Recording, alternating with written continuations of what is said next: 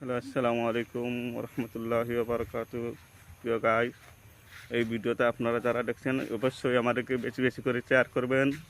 আর এই দেখতে পাচ্ছেন আমাদের সামনে একটা আমার সাইডে একটি জায়গা, এই জায়গাটা হচ্ছে মজারাল। আর আগ্রামদি খুব গুরস্থান।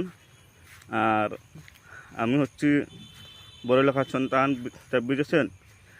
তাই আমাদের বাড়ি হচ্ছে পাকিয়ালা, বড়লেখা মৌলভীবাজার জেলা, সিলেট বিভাগ। আর আমাদের এই ভিডিওটা যারা দেখবেন অবশ্যই বেশি বেশি করে আমাদেরকে শেয়ার করবেন।